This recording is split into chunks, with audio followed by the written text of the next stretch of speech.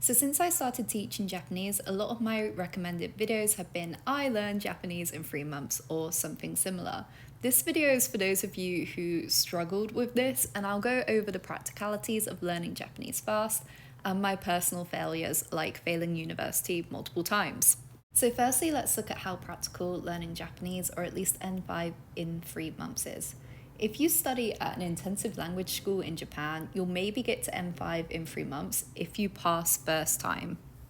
To give you an idea, this can be 3 to 4 hours of in-class teaching a day, plus a few hours of homework after class.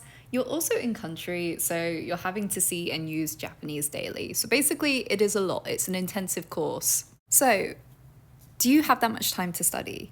Do you at least pick up languages quickly? If the answer is no, N5 in 3 months of self-study is probably not practical. For me, I've always done well in school, except languages. I really wanted to learn Japanese. I was convinced it would be different. It wasn't.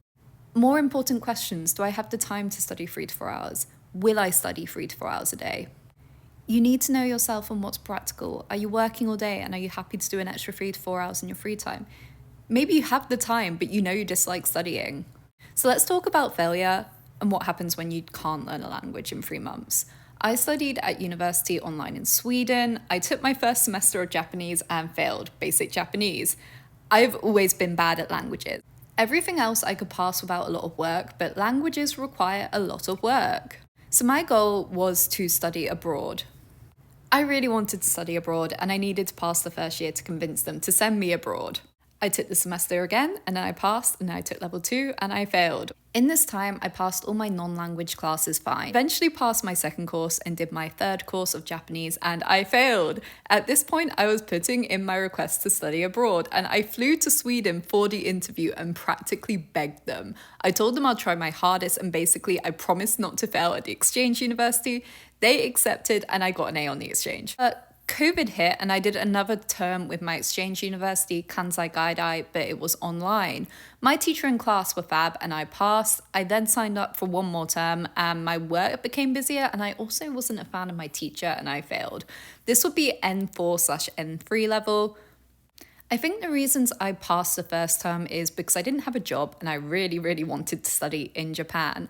I had more time to focus on my studies and I was around people I could study with, really important for me. In the second term, my classes were fab and I really enjoyed my teacher and my classmates. I have like this weird mix of wanting to study online, and then when I study online, I want to study in person. And I think for me, I need to be around people that are studying because it convinces me to study. I also think it depends on how engaging the content and the instructor are, to me personally. In the time I was failing classes, I hated doing group work with my classmates. I felt stupid and like I was holding the class back, and oh my gosh, I would get so worried about like group assessments because I'd be like, I'm bringing down their grades. I eventually found some other people in my class who were like kind of understanding that I was a bit behind, and we did a lot of conversation practice, and I probably passed because of them. Something unexpected came from being a tad worse at languages, in that because it took me so long to learn, I'm pretty good at explaining everything in the most simple way possible. So for me, teachers that just found Japanese and languages easy didn't really work. It was the ones that kind of found it a bit harder and had all the little tricks that really got through to me. I remember when I started, I watched lots of videos saying, think Japanese, study how a Japanese would, but it never worked for me. Like, I wondered if I was just stupid. And then I got a fantastic tutor that related a lot of things back to English, and that really worked for me. And then I felt bad because like all the channels I'd watch would be like, you can't relate it, they're different languages and things like that. And I would be like, oh my gosh, I'm learning it wrong. I have to learn it from natives.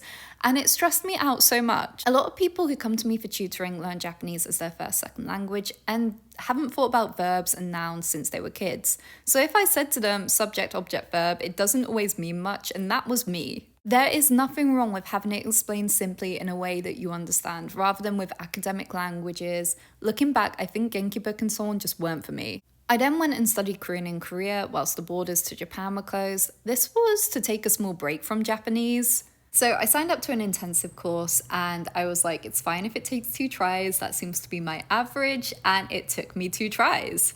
I'm not gonna lie, some people will judge you if you fail. I personally do not because I have been there, but everyone has their strengths and their weaknesses. My strength is drawing cute anime girls, not languages. It's taken me more than 3 months to learn Japanese, but the destination is the same. I started to tutor beginners Japanese, but I also felt a lot like an imposter. And then I helped failing students pass their exams, and I gave them tips and tricks I wish I had when I was studying. I'm one of the highest rated tutors on a top tutoring website. I actually still hate studying, so I try and make my lessons fun. I hope me sharing my story of a lot of failure and also a lot of success helps you with your learning journey. My point is, you might not learn Japanese in 3 days, 3 weeks, 3 months, 3 years, maybe 30 years. And you might also get to a point where you're like, you know what, I'm satisfied and I'm gonna end it here. It's cliche, but don't compare your study pace and like how you study to other people. If I had, I wouldn't be here. Thank you for watching, and if you like this video, consider liking and subscribing, and you can check out my little self-made study site, Pocket Japanese, if you like.